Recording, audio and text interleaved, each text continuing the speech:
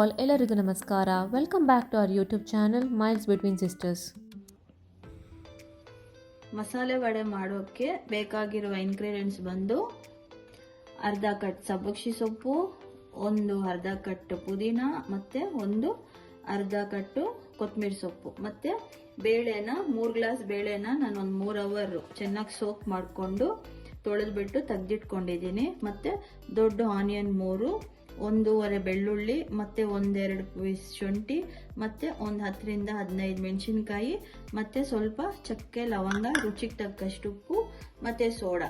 ಇವಾಗ ನಾವು ಇದನ್ನ ಚಕ್ಕೆ ಲವಂಗನ ಸ್ವಲ್ಪ ಮಿಕ್ಸಿಗೆ ಹಾಕೊಂಡು ಗ್ರೈಂಡ್ ಮಾಡ್ಕೊಳ್ಳೋಣ.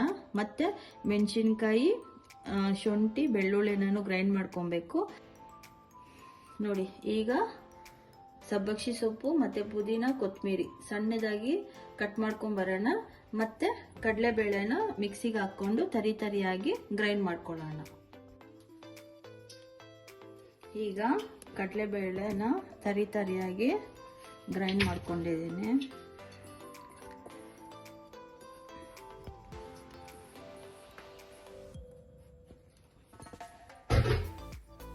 ಇವಾಗ ಇದಕ್ಕೆ ನಾವು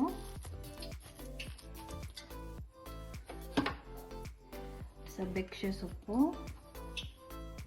ಮತ್ತೆ ಪುದೀನ ಮತ್ತೆ ಕೊತ್ತಂಬರಿ.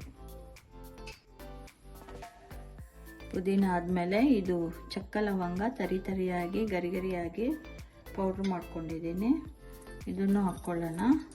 ಮತ್ತು ಇದು ಮೆಣಸಿನ್ಕಾಯಿ, ಬೆಳ್ಳುಳ್ಳಿ ಮತ್ತು ಶುಂಠಿ ತರಿಯಾಗಿ ಇದನ್ನು ನಾನು ಮಿಕ್ಸಿಗೆ ಹಾಕ್ಕೊಂಡು ಇಟ್ಕೊಂಡಿದ್ದೀನಿ. ಮತ್ತು ಕೊನೆಯದಾಗಿ ಈರುಳ್ಳಿ.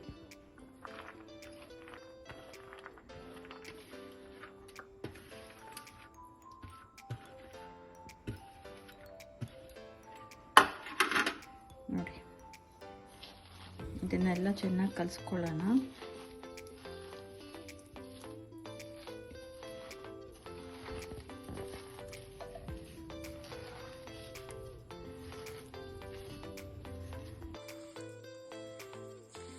ನೋಡಿ, ಇವಾಗ ಸೊಪ್ಪು, ಈರುಳ್ಳಿ, ಬೇಳೆ ಮತ್ತು ಚಕ್ಕ ಲವಂಗ ಪೌಡರು, ಬೆಳ್ಳುಳ್ಳಿ, ಶುಂಠಿ, ಹಸಿಮೆಣಸಿನಕಾಯಿ ತರಿಯಾಗಿ ಎಲ್ಲ ನಾವು ಗ್ರೈಂಡ್ ಮಾಡಿಕೊಂಡು ಇವಾಗ ಮಿಕ್ಸ್ ಮಾಡ್ಕೊತಾ ಇದ್ದೀವಿ. ಇವಾಗ ರುಚಿಗೆ ತಕ್ಕಷ್ಟು ಉಪ್ಪು ಹಾಕೋಣ.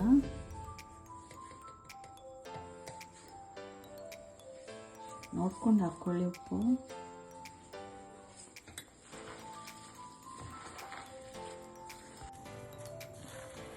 ಉಪ್ಪು ಹಾಕಿ ಚೆನ್ನಾಗಿ ಕಲಸಿದ್ಮೇಲೆ ನಿಮಗೆ ಸ್ವಲ್ಪ ಕುಕ್ಕಿಂಗ್ ಸೋಡಾ, ಒಂದು ಚಿಟಿಕೆಯಷ್ಟು,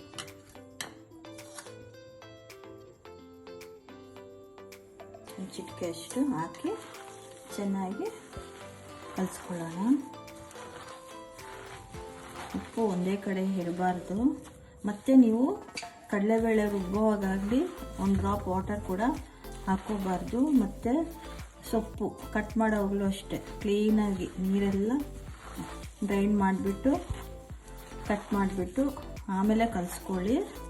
ಇದು ತುಂಬ ಇದರಲ್ಲಿರೋದೆಲ್ಲ ತುಂಬ ಹೆಲ್ತಿ ಇಂಗ್ರೀಡಿಯೆಂಟ್ಸು ಮತ್ತು ತುಂಬ ಟೇಸ್ಟಿಯಾಗಿರುತ್ತೆ. ಇವಾಗ ಬನ್ನಿ ನಾವಿವಾಗ ಆಯಿಲಲ್ಲಿ ಹಾಕಿ ತೋರಿಸ್ತೀನಿ. ನೋಡಿ, ಈಗ ಬಾಣಲಿ ಇಟ್ಕೊಂಡಿದ್ದೀನಿ, ತವ ಇಟ್ಕೊಂಡು ಈಗ ಎಣ್ಣೆ ಹಾಕಿದ್ದೀನಿ. ಎಣ್ಣೆ ಬಿಸಿ ಆಗಿದೆ. ಯಾವುದೇ ಕಾರಣಕ್ಕೂ ನೀರು ಮಾತ್ರ ಹಾಕ್ಕೊಂಡು ಗ್ರೈಂಡ್ ಮಾಡ್ಕೋಬೇಡಿ, ಇಲ್ಲಾಂದರೆ ಎಣ್ಣೆಯಲ್ಲೆಲ್ಲ ಬಿಟ್ಕೊಂಡ್ಬಿಡುತ್ತೆ.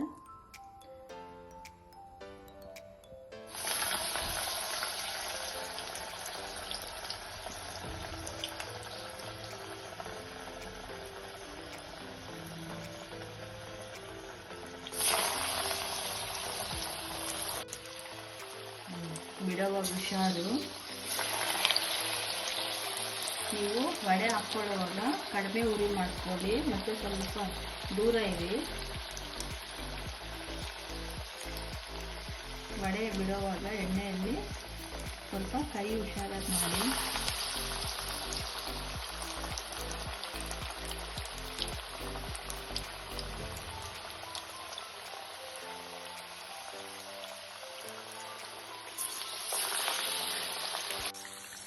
ನೋಡಿ ಈಗ ಒಂದು ಸೈಡು ಚೆನ್ನಾಗಿ ಬೆಂದಿದೆ.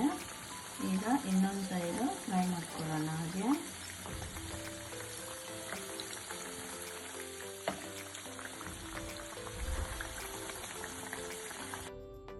ನೋಡಿ ಇವಾಗ ನಾನು ಡೀಪ್ ಫ್ರೈ ಮಾಡಿ ವಡೆನ ಎಲ್ಲ ತೆಗ್ದಿದ್ದೀನಿ. ಈ ಥರ ಟಿಶ್ಯೂ ಮೇಲೆ ಹಾಕ್ಕೊಂಡ್ರೆ ಏನಾದರೂ ಸ್ವಲ್ಪ ಎಣ್ಣೆ ಇದ್ದರೆ ಹೀರ್ಕೊಳ್ಳುತ್ತೆ. ನೋಡಿ ಇದರಲ್ಲಿರೋ ಇಂಗ್ರೀಡಿಯೆಂಟ್ಸ್ ಎಲ್ಲ ತುಂಬ ಹೆಲ್ತಿಗೆ ಒಳ್ಳೆಯದು. ಮತ್ತು ನೋಡಿ ಒಳಗಡೆ ಎಷ್ಟು ಚೆನ್ನಾಗಿ ಬೆಂದಿದೆ, ಕ್ರಿಸ್ಪಿ ಮತ್ತು ಸಾಫ್ಟಾಗಿದೆ. ನೀವು ಟ್ರೈ ಮಾಡಿ ನೋಡಿ, ತುಂಬ ಚೆನ್ನಾಗಿರುತ್ತೆ. ಸೊ ಇವತ್ತಿನ ವಿಡಿಯೋ ನಿಮ್ಗೆ ಇಷ್ಟ ಆಗಿದ್ದರೆ please like, share, subscribe and support our YouTube channel and stay tune for the upcoming videos. Thank you all.